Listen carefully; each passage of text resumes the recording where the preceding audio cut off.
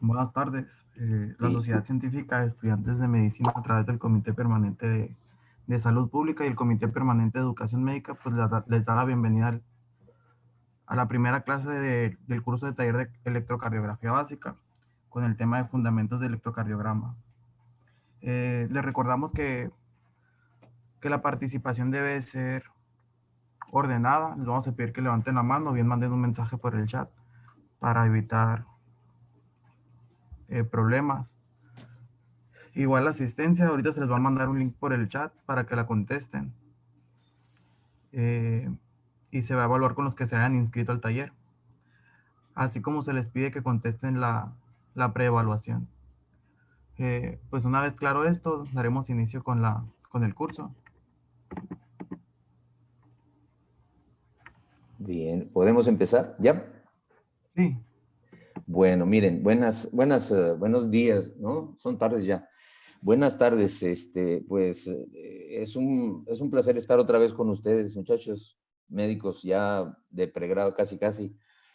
Y miren, la electrocardiografía es una herramienta indispensable de todo médico, independientemente de la especialidad que tomen.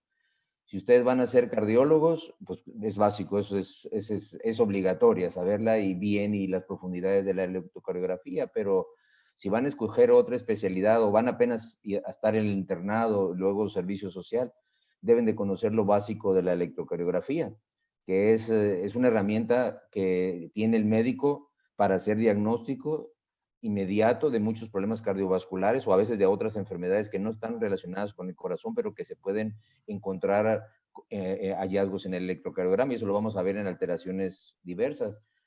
El curso consta de 12 temas. Son 11 temas de lo más frecuente en la electrocardiografía y el último tema va a ser ejercicios, les voy a poner varios ejercicios para que el último día de este curso vamos a practicar ustedes van a ir descifrando, van a ir viendo qué es lo que encuentran en esos electrocardiogramas.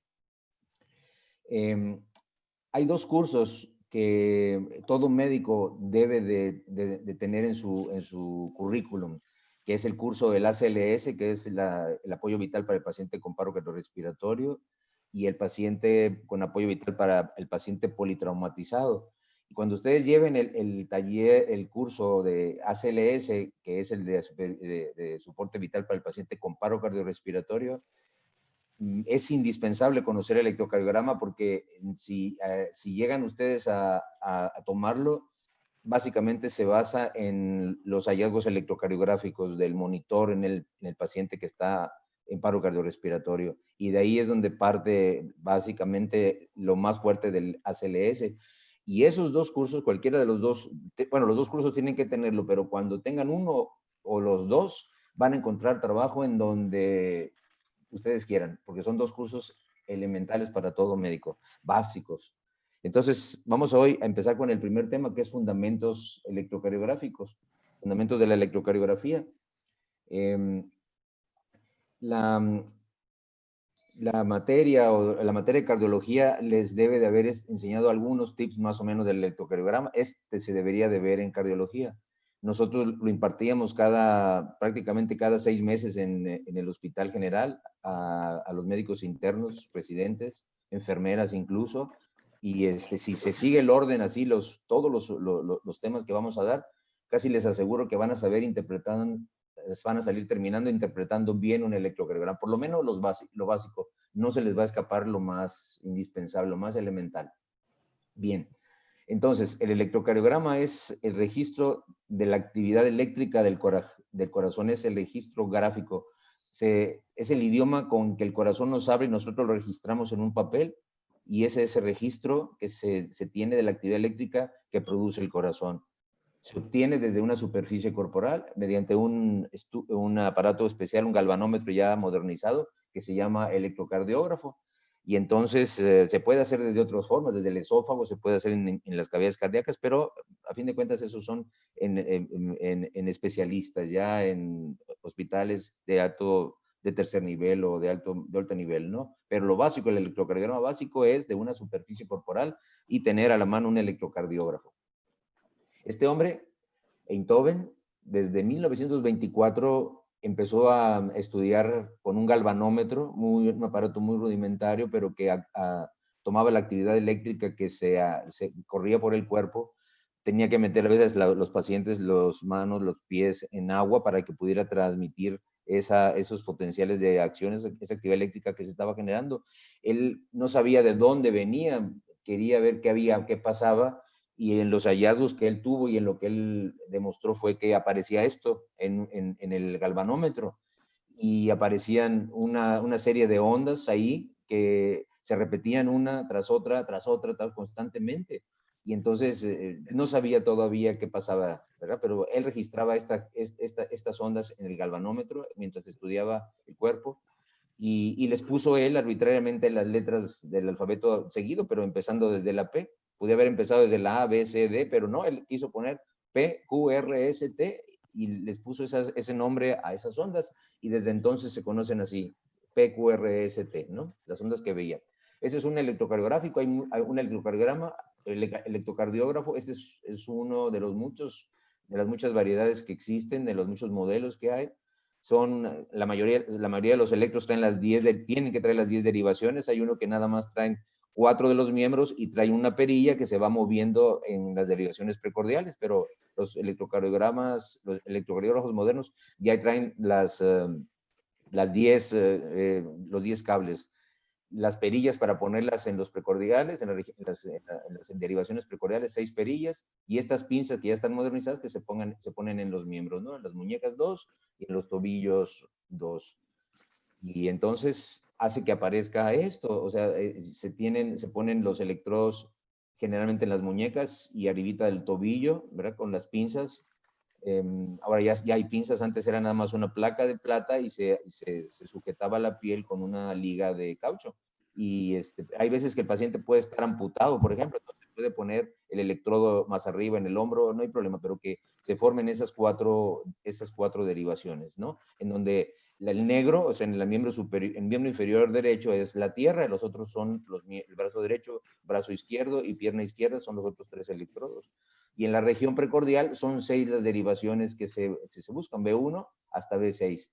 Pero a veces pedimos B3 o B4 derechas, sobre todo cuando buscamos, sobre todo en la B4 derecha, cuando andamos buscando intencionadamente infarto del ventrículo derecho. Pero siempre deben de ser estas 6 primeras, ¿no? De la B1 a B6. Entonces, D1, D2, D3 son derivaciones bipolares, que se llaman, ¿no? ¿Por qué? Porque tiene 2 polos. Va a tener un polo positivo y un polo negativo. D1, el polo negativo está en el brazo derecho y el polo positivo está en el brazo izquierdo. D2, el polo positivo lo tiene en la pierna izquierda y el polo negativo lo tiene en el brazo del lado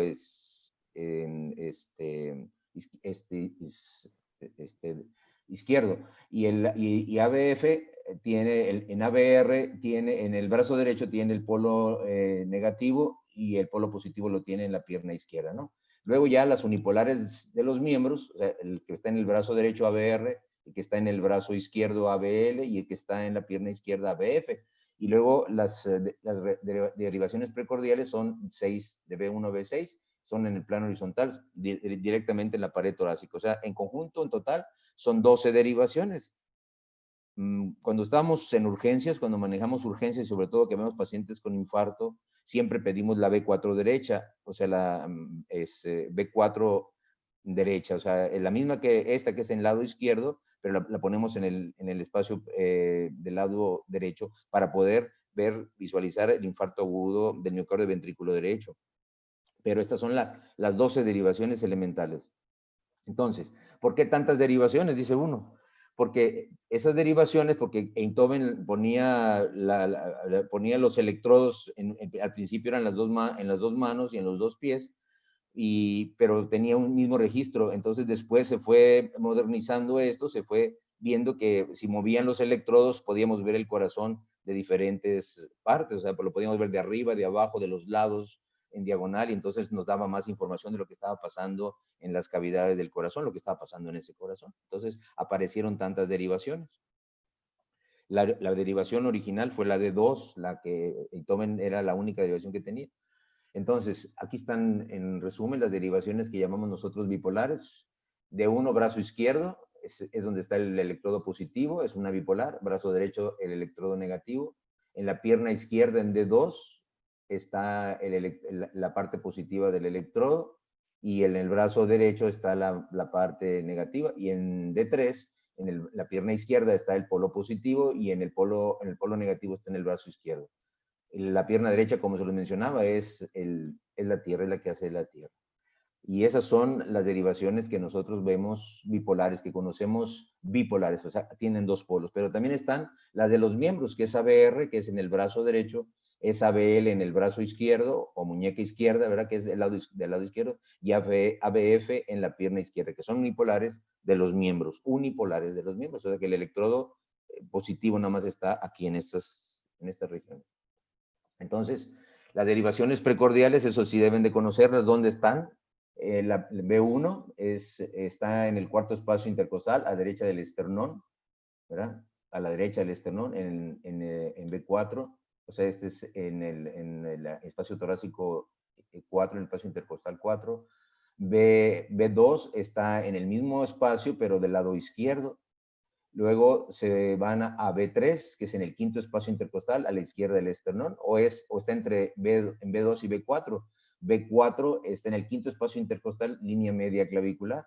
B5, en el quinto espacio intercostal, línea axilar media, línea axilar anterior, y en la línea axilar media está B6, ¿no? Y se puede ir uno hasta B7, B8, B9 rodeando, pero no se toman en la mayoría de los pacientes. Algunas veces nos vamos a B7, B8, B9, sobre todo en los infartos de la cara posterior, pero conociendo B1, B2, cuando veamos infarto agudo del miocardio van a ver que ahí se puede ver en espejo la imagen del infarto posterior.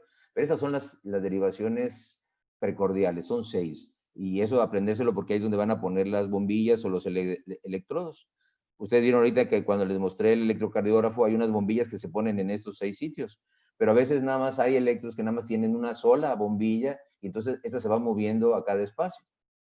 Y entonces ya se va colocando en lo que se hace cuando se toma la B4 derecha, se coloca la B4, esta, que es la B4 izquierda, se pone en el quinto espacio intercostal, pero del lado izquierdo, línea media clavicular del lado derecho, y ahí nos tomamos B4 derecha para infartos ventriculares.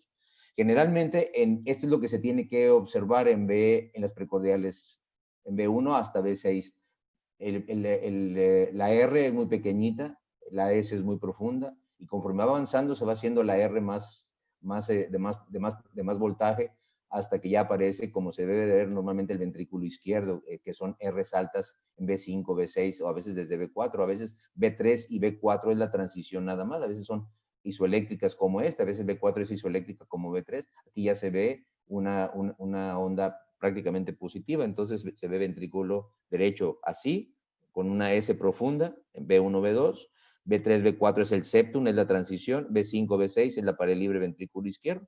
Entonces, esto, acuérdense, eso estudienlo, tienen que acordarse porque es una imagen que tenemos que recordar siempre cuando estamos analizando el electrocardiograma, ¿no? Los electrodos la onda de despolarización se está alejando del ventrículo derecho, se está acercando, se está haciendo isoeléctrica hacia el ventrículo izquierdo hasta que toda la despolarización se va hacia la izquierda. Cuando veamos eje eléctrico mañana, van a entender mejor esto.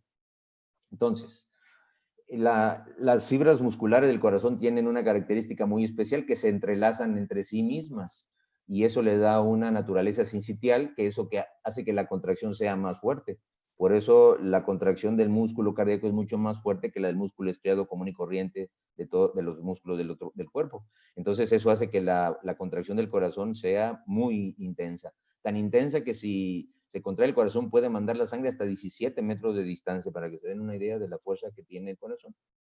Pero esa fuerza con la que se contrae el corazón está regida o está pues, calibrada, por decirlo así, o está dominada o regulada más bien por un sistema de conducción propio. Y aquí, acuérdense, no se acuerden ahorita de los haces intermedios, ¿no? Pero sí acordarse del nodo sinusal, que es donde es el marcapaso natural, donde se inicia el estímulo. el estímulo en la aurícula derecha, en la base de la aurícula derecha, donde desemboca la vena cava superior. Ahí está el nodo sinusal. Luego está el nodo aurículo-ventricular, que está entre las aurículas y los ventrículos. Luego viene el haz de His. Luego viene la rama derecha del haz de His. Y luego viene la rama izquierda del haz de His con su fascículo posterior y el fascículo anterior. Entonces, bien importante, y luego ahí ven las fibras de Purkinje. De ahí es donde se va a llevar a cabo la actividad eléctrica, la que se origina, el estímulo eléctrico que se origina aquí en este, que manda el estímulo eléctrico en el nodo sinusal, se propaga en las fibras musculares de las aurículas, de las dos aurículas, y luego llega al nodo aurículo ventricular, donde lo detiene un poquito, y luego, ¿para qué? ¿Para qué lo detiene? Para que se puedan llenar los ventrículos mientras se están contrayendo las aurículas. Y después de que ya están llenos los ventrículos, entonces el nodo aurículo ventricular suelta el impulso por el haz de His para que se puedan contraer los ventrículos y entonces mandar la sangre hacia la aorta por el ventrículo izquierdo y hacia la pulmonar por el ventrículo derecho. Entonces es un sistema de conducción muy diseñado en una forma magistral, ¿verdad? Esa es la naturaleza, así es. Entonces, cuando nosotros vemos una célula en reposo cardíaca, normalmente cuando está en reposo, el sodio está fuera de la célula y la célula cardíaca está cargada negativamente por la presencia de muy poquito potasio y nada de sodio. Entonces, esa célula que está en reposo, cuando llega el estímulo eléctrico originado por el nodo sinusal, hace que esa polaridad cambie y entonces el sodio empieza a entrar a la célula, se carga positivamente la célula y esa carga positiva dentro de la célula por el sodio principalmente es lo que hace que se contraiga, o sea, viene una contracción. La respuesta de esta despolarización es igual a una contracción. Cuando ocurren las aurículas, pues una contracción auricular. Cuando ocurren los ventrículos, una contracción ventricular. Después vuelve otra vez nuevamente a salir el sodio hacia el espacio intersticial y el potasio vuelve a entrar, entonces la célula queda cargada positivamente por fuera, negativamente por dentro, el potencial de acción es negativo por dentro de la célula cuando está en reposo, y eso llamamos nosotros repolarización, para estar lista para otro nuevo estímulo y otra nueva contracción, o sea, otra nueva despolarización. Entonces, cuando nosotros tenemos una célula en reposo y viene el estímulo del nodo sinusal, entonces se va a contraer la aurícula derecha y la aurícula izquierda, generalmente un poquito, unas fracciones de segundo, primero la aurícula derecha y después la aurícula izquierda. Pero para fines prácticos es la contracción simultánea, porque la fracción de segundo es mínima, milésima de segundo, que no queda registrada más que en algunos problemas de crecimiento en las aurículas.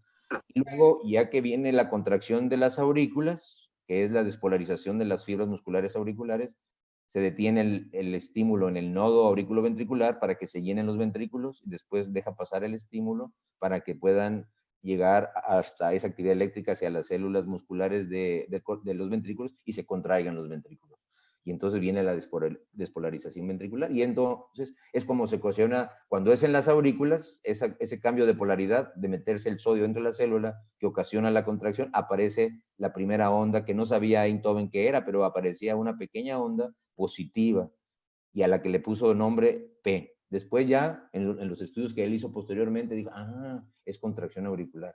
El nodo auriculoventricular detiene una décima de segundo el estímulo para que puedan llenarse los ventrículos, para después dejar pasar el estímulo y que se puedan contraer los ventrículos. Entonces viene la contracción ventricular.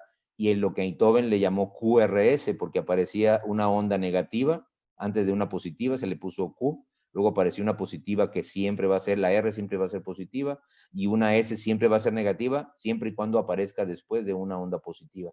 Una onda negativa antes de una positiva es Q. A veces puede que no aparezca una Q, pero independientemente de eso se le llama QRS. Aunque nada más hubiera una R, es QRS. Aunque hubiera solamente una S profunda, una Q, aquí se le llama QS porque es Q y como no hay R, pero debe haber una R ahí que no la podemos detectar en el electrocardiograma, se le pone QS a los complejos negativos. Entonces, la QRS no sabía tampoco Einthoven, pero vio que aparecía esas ondas. Después había una línea de silencio y le llamó segmento ST. Y luego aparecía otra onda positiva que tampoco sabía qué ocurría, pero era un poco más ancha que lo que era la onda P y le puso T. Y después ya él ya con los estudios que les sabía, empezó a determinar que la P era la contracción de las aurículas, el QRS la contracción de los ventrículos y la T era la repolarización ventricular, o sea, que el corazón estaba listo para otro latido porque se repetía y coincidían con los latidos cardíacos. Entonces ahí fue cuando lo relacionó él con los latidos cardíacos, estas ondas, que él le dio este nombre. Entonces, él le llamó, pues, él ya sabía, ¿no? Que en electricidad toda onda que está, esta es una onda isoeléctrica, o sea, en la onda isoeléctrica no hay actividad eléctrica, por eso se llama línea isoeléctrica, no hay actividad eléctrica, pero todo lo que esté por arriba de la línea isoeléctrica es una onda positiva o de flexión positiva. Todo lo que esté por abajo de la línea isoeléctrica es una onda negativa o deflexión negativa. O puede haber una deflexión bifásica, ¿no? Que tenga tanto actividad positiva como actividad negativa, ¿no? Entonces eso está relacionado con la actividad eléctrica. Entonces eso puede aparecer y eso en algunos casos que estudió Einthoven vio que a veces había muchas variaciones. En personas normales se comportaba de una forma y en las personas que tenían enfermedad del corazón vio que había muchos cambios y aparecían otras ondas que no aparecían en las personas normales. Esto es de una persona normal, sana. Entonces, positiva, por arriba de la línea isoeléctrica, esta es una línea isoeléctrica, por abajo de la línea isoeléctrica es negativa, ¿de acuerdo? Entonces, nosotros vamos a leer el electrocardiograma, aquí está amplificado, pero si ustedes ven un papel del electrocardiograma, siempre está milimetrado, es un papel milimétrico. ¿Qué quiere decir? Que cada cuadrito que está ahí está dividido en cada milímetro. O sea, cada milímetro está ese papel dividido por eso se llama milimétrico. Aquí está amplificado. Y cada 5 milímetros aparece una línea en los electrocardiogramas, aparece una línea más oscura para decirnos que son 5 milímetros entre una línea un poquito más oscura que las otras. O sea, como si estuviera con negritas esta, ¿no? Encima, o sea, pero son 5, cada 5 aparece una línea más oscura y nos dice son 5,000. Y eso es muy importante para cuando vamos a medir voltajes o vamos a medir duración de las ondas para ver si es un electrocardiograma normal. Esta es la onda P, la primera onda que registró Einthoven, y se dio cuenta que era una onda positiva en todas las derivaciones excepto en ABR, pero en las otras 11 derivaciones era positiva. Y él vio que en las personas normales no era mayor a 2.5 milímetros de altura o voltaje y no más de 2.5 milímetros de duración. Esta es una onda P positiva. Y esto es muy importante porque esto es lo que nos da el primer criterio para cuando nosotros vemos si el ritmo que tiene ese electrocardiograma es un ritmo sinusual. Es un ritmo sinusal. ¿De acuerdo? Entonces, recordar esta onda P. Y todo esto, como les decía ahorita, son QRS, son variaciones del QRS que van a variar de acuerdo a la complexión del paciente, a las enfermedades que pueda tener el paciente. A veces en la mujer cuando hay demasiado busto puede cambiar esto. Entonces, pero generalmente puede haber cualquier otra variación. Lo más común es que encontremos esto, QRS. Pero todo esto, aunque aparezca una Q y una R, es QRS.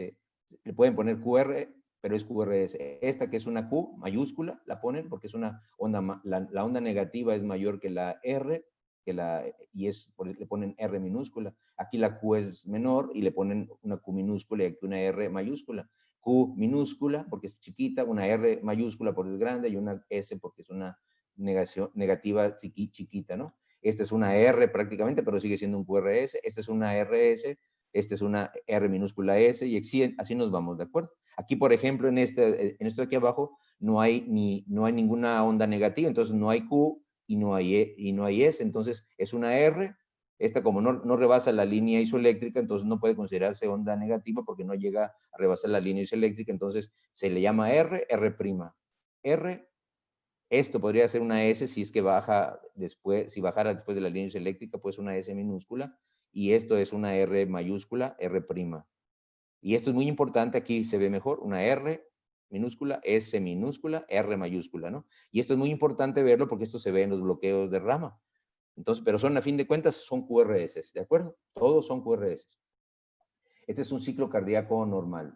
P, Q, R, no se alcanza una S chiquitita, sería una Q minúscula, una R mayúscula y una S muy pequeñita con muchas ganas. Entonces, y luego viene la T. Y luego hay una línea isoeléctrica, luego vuelve a aparecer una P, QRS, y luego aparece la T. Entonces, este es un ciclo cardíaco. O sea, aquí está, y él relacionaba con los latidos cardíacos cada uno, los dos ruidos con cada uno de estos. Entonces él relacionaba, lo que yo estoy registrando en este papel electrocardiográfico es lo que está sucediendo en el corazón. Y entonces fue cuando se hizo ese gran descubrimiento que fue el electrocardiograma. Y aquí están, estos son, ahorita se los voy a resumir, son los valores que deben de tener. Cuando nosotros analizamos el electrocardiograma, necesitamos conocer el valor de la onda P, 2.5 milímetros de voltaje no más, y 2.5 milímetros de duración no más. Entonces, aquí por ejemplo el voltaje, la duración de la onda P son 0.11 segundos. Ahorita vamos a ver, ¿no? El intervalo PR, de donde empieza la P hasta donde empieza el QRS, se le llama intervalo PR, es de 0.20 segundos. Ahorita vamos a ver por qué. Y así, el QRS se tiene que medir, generalmente debe de medir menos de 0.10 segundos, o sea, menos de 2 cuadritos y medio. Y luego el intervalo desde donde empieza la onda P a otra onda P es el intervalo PP. El intervalo RR es de la R a R, y eso nos va a servir para tomar la frecuencia cardíaca.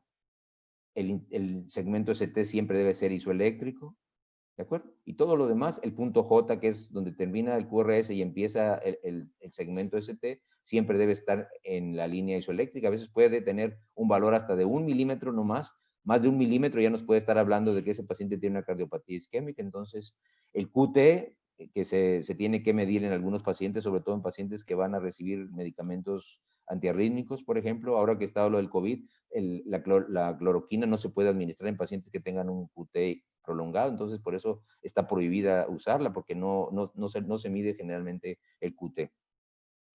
Entonces, estos son los intervalos que ustedes deben de conocer. El intervalo PR, desde donde empieza la onda P a donde comienza el QRS, o sea, hasta aquí donde empieza la Q, no hasta donde está la R, sino donde empieza el QRS, es el intervalo PR. El intervalo de RR, de la R a la R siguiente, es bien importante. El segmento ST, el intervalo donde empieza el QRS hasta donde termina la T, es el QT. Ese va a variar de cada persona, de la edad, del sexo, y de acuerdo a la frecuencia cardíaca del QT. Hay una fórmula especial para, eso no lo vamos a ver ahorita para no confundirlos, pero después se las voy a pasar para ver cómo se saca el intervalo QT. Pero los más importantes son el intervalo PR, el intervalo RR y el segmento ST. Eso no se lo deben de olvidar. Aquí ahorita estos son fundamentos, o sea, ¿por qué salen estos valores? ¿Por qué salen 0.16 segundos acá? ¿Verdad? ¿Por qué salen aquí tantos milímetros en el QRS? ¿Por qué salió 0.08 segundos, etcétera? Ahorita vamos a conocer por qué razón. Bien. El voltaje es hacia arriba en el electrocardiograma, es de flexión de las ondas, son positivas o negativas, voltaje positivo, voltaje negativo. El papel está corriendo a 25 milímetros por segundo. Puede correr a 50 milímetros por segundo, porque los electrocardiógrafos tienen esas dos opciones, de ponerlo a 25 milímetros por segundo, calibrarlo a 25 milímetros por segundo la velocidad, o a 50 milímetros por segundo.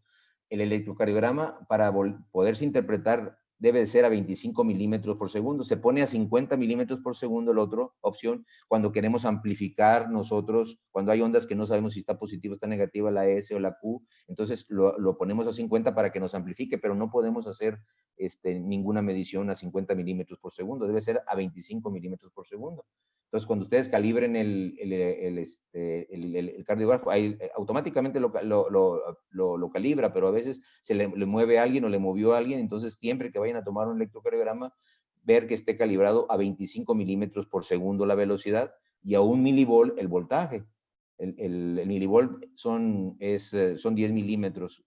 O sea, cada cuadrito, hagan de cuenta que es un milímetro. De aquí a acá es un milímetro. Son 10 milímetros, sería 1 milivolt. Debe estar calibrado siempre a 1 milivolt. Y por eso en los electrocardiogramas aparece un rectángulo incompleto que nos dice a qué está calibrado. Generalmente son 10 milímetros, o sea, 1 milivolt. Y luego viene 25 milímetros por segundo. Entonces, si la velocidad va a 25 milímetros por segundo, la unidad de tiempo son minutos, 60 segundos. Entonces, 25 por 60 son 1500 cuadritos de estos, 1500 milímetros para que sea un minuto. Y entonces si uno va sacando la cuenta, ya se va a decir, vamos a saber nosotros que esa duración, esos 5 cuadritos van a ser 0.20 segundos. ¿De acuerdo? Y con 1500 van a ser el minuto que nosotros queremos. Entonces, si estos son 0.20 segundos, estos 5 cuadritos, ¿cuánto vale cada cuadrito? Pues 0.04 segundos. Y esto nos interesa a nosotros porque podemos medir el intervalo PR, el intervalo RR, la duración del QRS, de acuerdo a esta duración de tiempo. ¿De acuerdo? Entonces, esto es un electrocardiograma normal en reposo. P, Q, R, S, la T.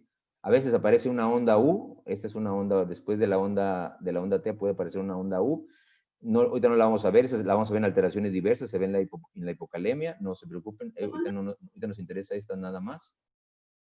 Estos son los valores que debe uno aprenderse o tenerlos a la mano. Ustedes ya se van a ir al internado, tienen que anotarlos o llevarlos en una libreta anotados para que ustedes cuando tomen el electrocardiograma puedan hacer las mediciones y puedan ustedes ver si ese electrocardiograma está en límites normales o trae una alteración.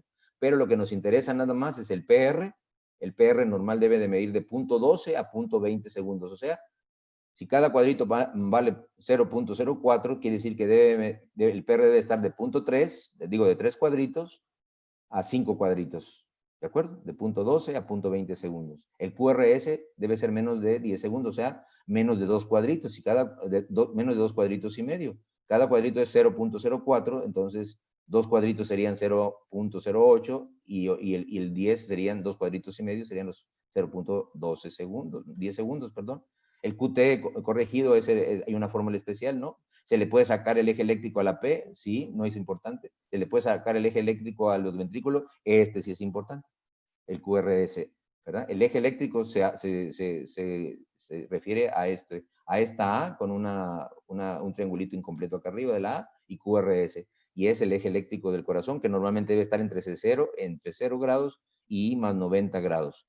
Entonces, estos tres que están aquí son indispensables que ustedes, el QT, hay una fórmula especial para ver esto. El AP no es de importancia clínica. Esto generalmente los electrocardiografistas la van a buscar a ver dónde se dirige el eje eléctrico de la onda P y el eje eléctrico de la T. Hasta la T tiene eje eléctrico, pero no importa. La que importa es el eje eléctrico. El eje eléctrico se refiere al de los ventrículos, la QRS, lo que está en rojo, ¿no? Los valores de la onda P, 1.5 a 2.5 milímetros. ¿Se acuerdan que les decía? Altura hasta 2.5 milímetros. El intervalo PR, 0.12 a 0.20 segundos. El complejo QRS, 0.08 a 0.10 segundos. El segmento ST debe ser isoeléctrico, es normal, pero puede estar hasta 1 milímetro y puede ser normal, siempre y cuando el paciente no tenga datos de cardiopatía isquémica, o sea, que tenga angina o que tenga algún síntoma que nos pueda sugerir cardiopatía isquémica, por ejemplo, angina de pecho, síncope, alguna arritmia por la que ha llegado al servicio de urgencias. Entonces ya ese milímetro ya no es normal, aunque ese segmento ST que se elevó, que se eleva el punto J que llamamos, entonces eso nos está indicando que ese paciente puede ser una cardiopatía isquémica que no se ha diagnosticado. La onda T siempre es positiva, ABR es negativa, todas las el ABR está en el brazo derecho, todo se aleja de ABR, todo va hacia la izquierda, la onda de despolarización va hacia la izquierda. Mañana que veamos eje eléctrico lo vamos a entender. El intervalo QT varía de acuerdo a la frecuencia cardíaca y sexo, como les decía, y el punto J siempre debe ser isoeléctrico o máximo 1 milímetro de voltaje, ¿no? Esos son valores que ustedes deben de tenerlos siempre anotados. ¿De acuerdo? Este es el intervalo PR. El intervalo PR tenemos que medirlo. ¿Por qué? Porque hay algunas enfermedades en el corazón, como por ejemplo, cuando un paciente llega con una taquiarritmia y encontramos nosotros ya después, que llega a veces con frecuencias arriba de 200, que es una taquiarritmia, ya que diagnosticamos, por ejemplo, taquicardia supraventricular, se da tratamiento, le tomamos un electrocardiograma ya cuando tiene la frecuencia cardíaca normal y vemos que el intervalo PR está cortado, entonces puede ser un síndrome de preexcitación y hacemos el diagnóstico de Wolff-Parkinson-White, por ejemplo, un síndrome de preexcitación que posiblemente ese paciente requiera ablación quirúrgica para poder evitar las taquicardias supraventriculares. Entonces, el tiempo, ¿se acuerdan que les decía? Va a 60 25 milímetros por segundo, ¿de acuerdo?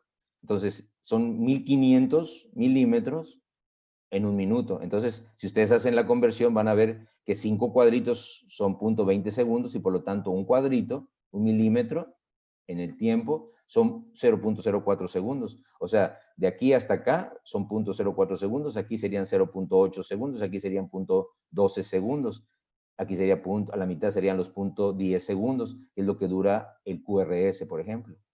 El PR, que dura desde 0.12 hasta 0.20, podría haber durado todo esto.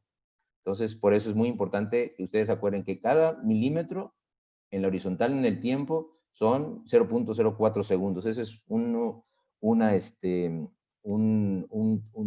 cifra que deben de ustedes tener siempre a la mano. Aquí tienen 4 cuadritos, 0.16 segundos. Aquí tiene un cuadrito y medio, ¿verdad? Bueno, aunque aquí sería, pero no termina el QRS aquí, sino que termina acá, entonces son 2 cuadritos, 2 milímetros, son 0.08 segundos. 0.04 más 0.04 son 0.8. Entonces ya vamos viendo. Punto J, termina el QRS, empieza el segmento isoeléctrico, el segmento ST es el punto J.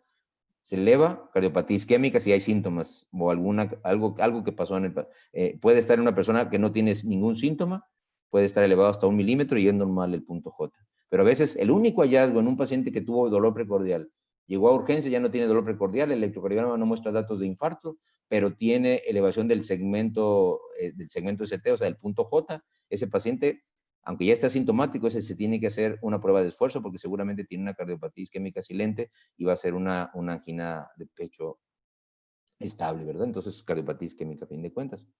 ¿De acuerdo? Aquí, por ejemplo, tiene 1 milímetro. Aquí está la línea eléctrica, tendría aquí, tendría 1 milímetro de elevación el punto J. Si este paciente tuviera síntomas, es una paciente cardiopatía, un probable cardiopata isquémico que necesita corroborarse con primero un ecocardiograma y después la prueba de esfuerzo. Bien. Bien, luego la frecuencia cardíaca. Ahorita vamos a resumir esto. La frecuencia cardíaca necesitamos nosotros conocerla. ¿Por qué? Porque el corazón o el ritmo sinusal tiene 3 características. La primera característica es que haya una onda P positiva antes de un QRS. La segunda característica es que la frecuencia cardíaca esté entre 60 y 100 latidos por minuto, que es la frecuencia con que manda el estímulo el nodo sinusal. Entre 60 y 100 por minuto. ¿De acuerdo? Entonces, si es menor, pues nos habla de bradicardia sinusal, ya no es ritmo sinusal, sino es una bradicardia sinusal. Si es mayor de 100, ya no es un ritmo sinusal normal, sino es una taquicardia sinusal. Y entonces necesitamos saber nosotros la frecuencia del corazón, o sea, por eso en el electrocardiograma, una de las características que tiene uno que buscar es la frecuencia cardíaca.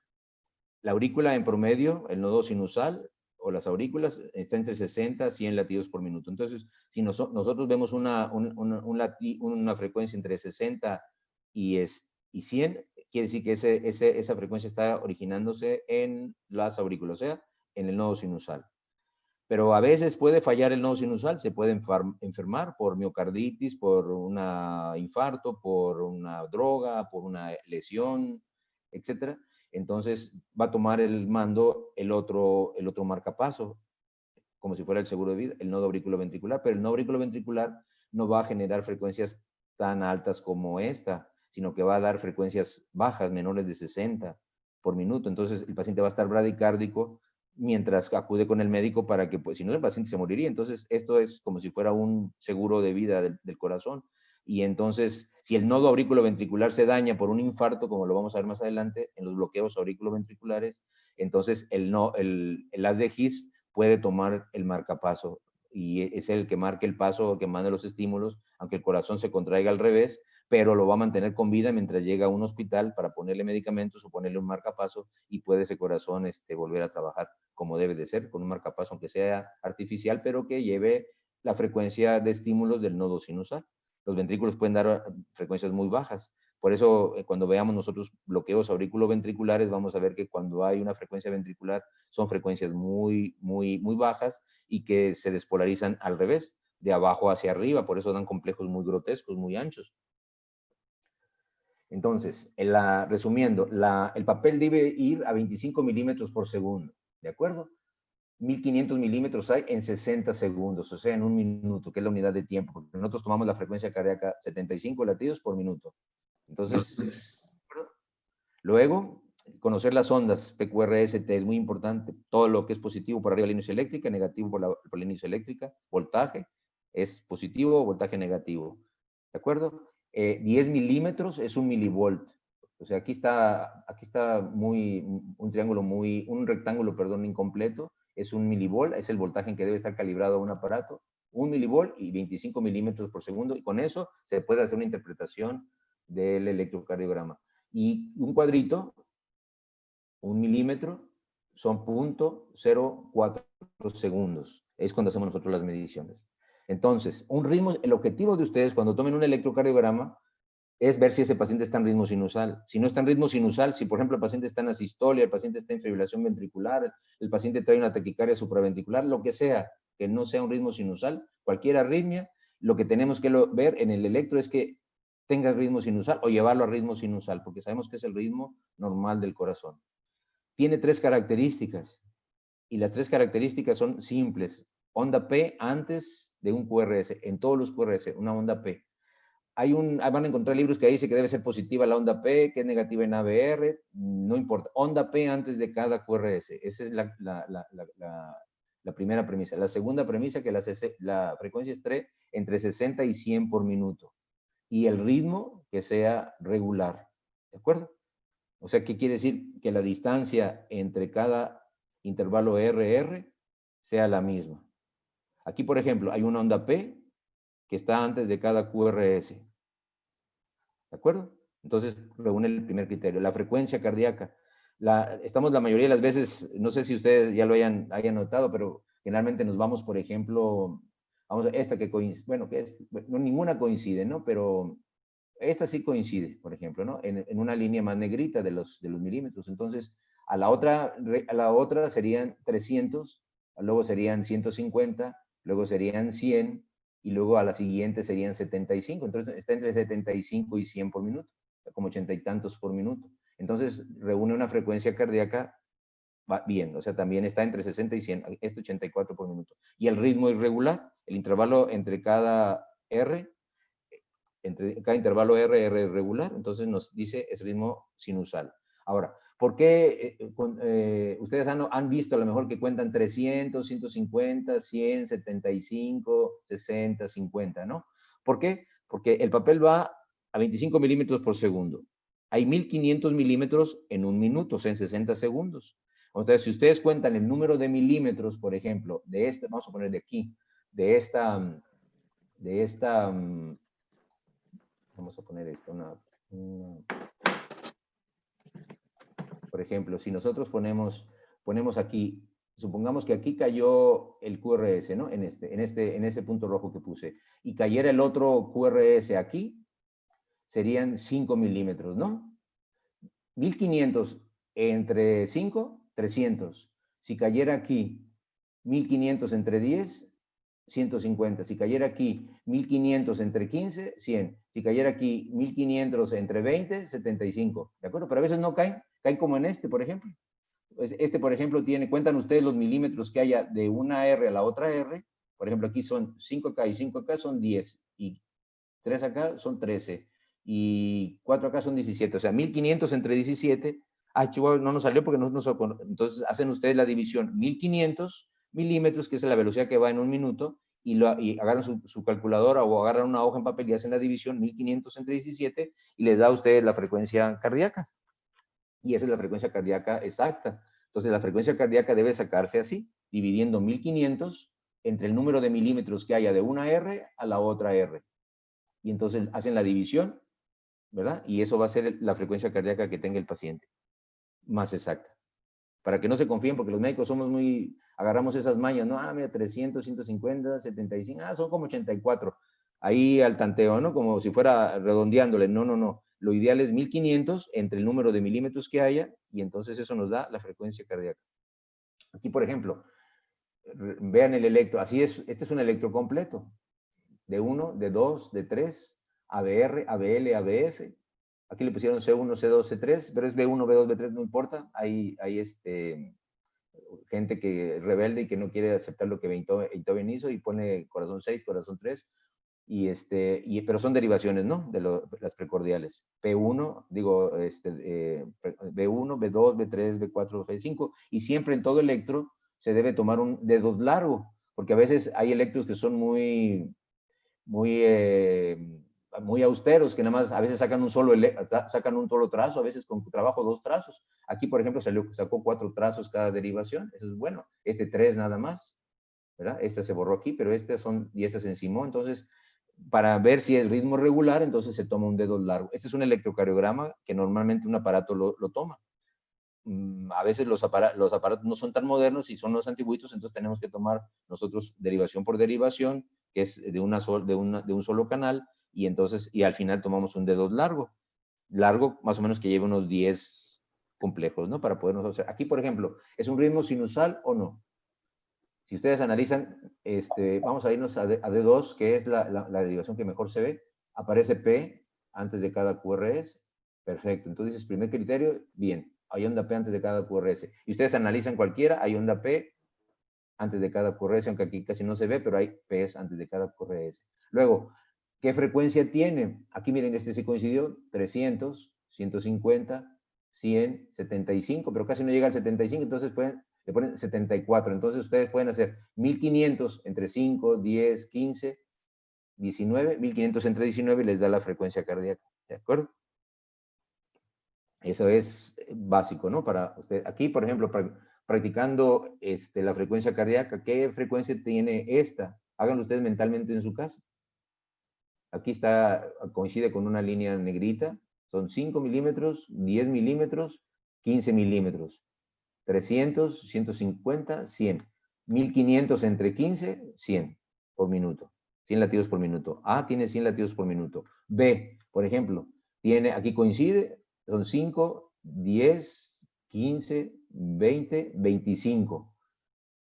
1500 entre 25, hagan la cuenta ahí con la calculadora.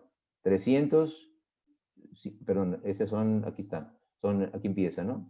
300, 150, 100, 75, 60 por minuto.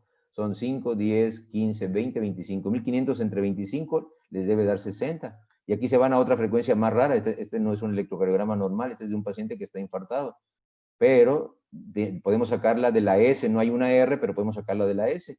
Y entonces nos vemos acá, son 300, 150 es una frecuencia rápida, taquicardia, ¿verdad? Y es una taquicardia de 150 latidos por minuto. Sí, y aquí tiene esto no lo vamos a ver, este es un paciente, tiene una sola derivación, probablemente sea un infarto, pero tiene una frecuencia de 150. Y que es una R muy ancha, ¿verdad? Son 300, 150, 100, 75 latidos por minuto, ¿no? Bien, este es otro electrocardiograma, se los voy a mandar para que saquen los valores que quedamos, ¿verdad? Esa va a ser la tarea. Ustedes cuando los ya los hospitales tienen electrocardiógrafos muy modernos de 3 canales, entonces les da 3 derivaciones, luego las otras 3, luego las otras 3, rápido, en una hoja sale todo, hasta el dedo largo, ¿no? Pero a veces hay hospitales que todavía no les han comprado electrocardiógrafos modernos, y tiene uno que salen de un solo canal y tiene uno que cortarlos.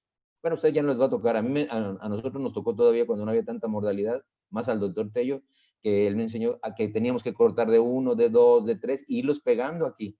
En una hoja de papel teníamos que sacar para que cupiera acá y pegar aquí las 12 derivaciones, luego el dedo largo acá, ¿verdad? Mencionar que estaba a 25 milímetros por segundo, que estaba calibrado a 1 milivolt, o sea, 10 milímetros. Siempre ponerle el nombre de quién eres electro, Juan Pérez. El sexo es hombre, edad tiene 60 años, fecha se tomó el 26 de octubre del 2020 a las 11:50 de la mañana. Bien importante y luego, quién lo tomó. Y esta hoja se las voy a mandar para que ustedes la tengan a la mano, le saquen copia, la reduzcan, la pongan en su teléfono o la traigan en una libreta cuando hagan el internado, porque cuando ustedes estén rotando por urgencias, por medicina interna, por pediatría no tanto, por gineco no tanto, por cirugía a lo mejor sí, van a necesitar, cuando tomen un electro, hacer esto. El objetivo del curso es que ustedes puedan saber interpretar un electrocardiograma. Y estos son los 16 puntos que tenemos que buscar. Ahorita ya abarcamos el ritmo. Aquí debe ser sinusal, por ejemplo, ¿no? Sinusal. Bueno, aquí dice sinusal, está en escritura médica. Sinusal. Y luego, ¿por qué?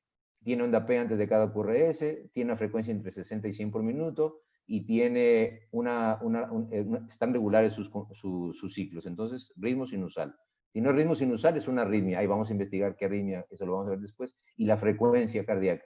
¿Qué frecuencia trae este paciente? ¿75, 46? ¿Cuánto trae? Entonces, ya hoy vimos esos dos puntos. Mañana vamos a ver eje eléctrico. ¿Cómo sacar el eje eléctrico? Miren, a lo mejor a ustedes no les gusta la cardiología, o a lo mejor no van a ser cardiólogos, pero todo médico general debe saber interpretar un electrocardiograma. Yo conozco enfermeras y me tocó darle clase a enfermeras que sabían identificar electrocardiogramas y me podían decir qué problema traía el paciente. Y entonces necesitan esta herramienta. Un transportador, el transportador es indispensable para el eje eléctrico, exacto.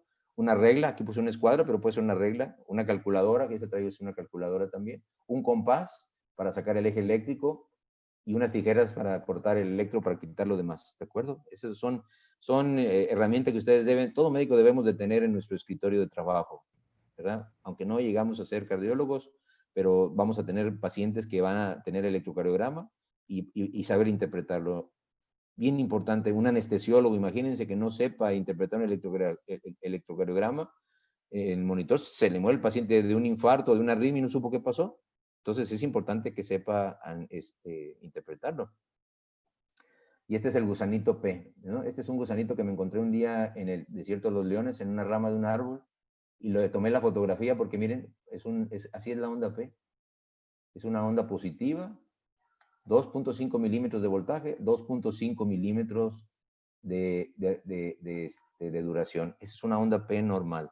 ¿Y por qué hago tanto hincapié en la onda P? Porque la onda P, cuando nosotros veamos bloqueos auriculoventriculares, si no identificamos la onda P, se nos pueden pasar un bloqueo auriculoventricular y se nos puede morir el paciente y no nos dimos cuenta horas después. Por eso, cuando uno identifica la onda P en el electrocardiograma, va a ser muy difícil que se le escape un bloqueo auriculoventricular cuando esté interpretando un electrocardiograma. Y a veces una de las tareas que yo les dejo a ustedes es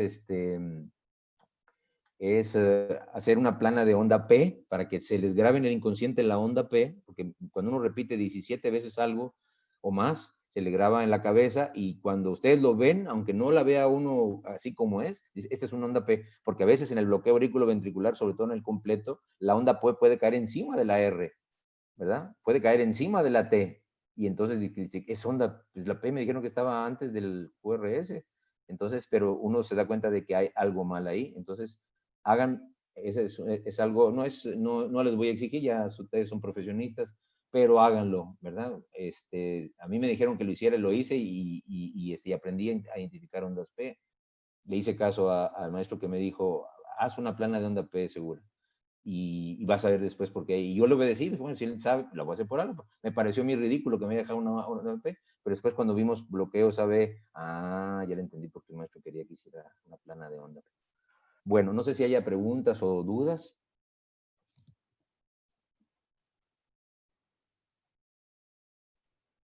Por mi parte, no. Elisa, ¿cómo están? Muy bien, doctor. Aquí andamos acostumbrándonos a las clases en línea. Virtuales. Así, Sí. hay que, bueno, les tocó otra, fíjate, otra modalidad, otra forma. Hay muchas formas, no nada más es una la única forma de aprender, ¿verdad? También es bendita tecnología. Totalmente de acuerdo. Así es. No ¿Alguna sé si otra alguien duda más. que tenga? Les voy a mandar todas las presentaciones ¿no? a Oscar para que las tengan ustedes, las revisen, las estudien. Todo el curso se los voy a para que los tengan ahí, ¿de acuerdo? Les voy a mandar ahorita les voy a mandar la hoja de interpretación del electro para que ustedes ya sea que la reduzcan, la enmiquen, lo háganlo, pero que tengan, mira, tengo que revisar estos puntos siempre. Ahorita revisamos nada más 2 puntos en los fundamentos, ¿no? El ritmo, y hacemos por lo menos ya saben ustedes cómo identificar un ritmo sinusal y cómo sacar la frecuencia cardíaca. Practiquen en eso. y los valores. Le voy a mandar a Oscar ahorita un electrocardiograma que va a ser un ejercicio para que ustedes saquen eso que les estoy pidiendo nada más. Vienen para que pongan su nombre. Si lo hacen ese ejercicio, háganlo y me lo mandan a mi correo, ¿de acuerdo? Para yo revisarlo, para que esté todo en orden, para que saquen la duración del PR, del intervalo PR, la duración del QRS, la duración de la onda P, etcétera, etcétera. ¿Está bien? La frecuencia, si es un ritmo sinusal o no. Y ya mañana vamos a ver eje eléctrico.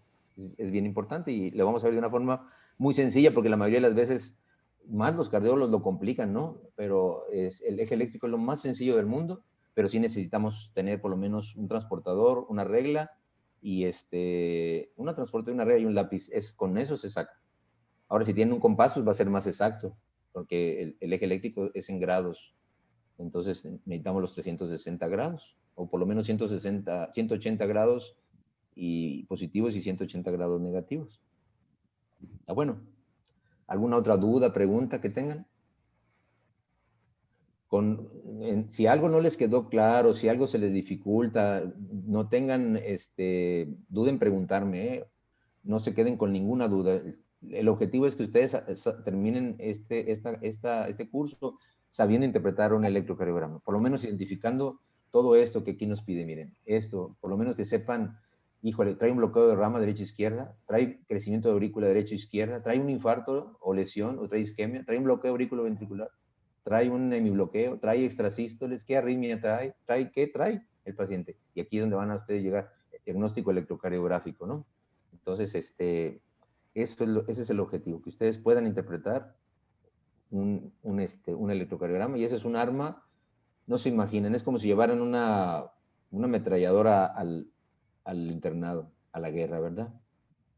Porque en todos lados se observa el electro, y a veces hay veces que en quirófano, por ejemplo, están batallando para identificar un ritmo, una arritmia que apareció, y el interno a veces, o la enfermera, doctor, es que trae esto, trae lo otro, porque estudiaron electrocardiografía, lo básico. Bueno, entonces, ¿no hay dudas, no hay preguntas? Parece que no. ¿No? Por mi parte, no, doctor, muchas gracias. Bueno, entonces, pues nos veríamos mañana a la misma hora, por el mismo canal. ¿De acuerdo? Perfecto. Mañana vamos a ver eje eléctrico. Les sugiero que si pueden tener a la mano, para que sea más práctico, si pueden tener un transportador y una regla o un compás, lo básico de un juego geométrico vacuo, o el que ustedes quieran, y que cuando lo usamos en la primaria, ay, ¿para qué sirve esto? No sirve para nada. Y si sirve, hay que tenerlo a la mano. Y más el médico, ¿no? Que el médico debe tener muchas cositas que a veces otros no tienen, pero por eso hace una carrera diferente la del médico, una profesión diferente. Entonces, quizás no sean físico-matemáticos, no sepan las matemáticas profundas, pero sí lo básico, que es indispensable para la medicina. ¿Está bueno? Muy bien, doctor. Muy bien. Vería. Muchas gracias, doctor. Gracias, doctor. Gracias, doctor, por la clase. Gracias, doctor. Nos vemos mañana. Muchas gracias, doctor. Sí, Gracias, nada. doctor. Gracias, doctor. Nos vemos mañana. Hasta mañana, bendiciones. Igualmente, hasta luego. Gracias. Cuídense mucho. Gracias, doctor. Muy bien. Francisco, mira, te estoy viendo. Bueno, muy bien. ¿Sí sabes cerrar Zoom, doctor? Sí, no se preocupen. Sí, muy bien, perfecto. Ya me enseñaron ustedes. Ok, va. Gracias, buen día. Buen día.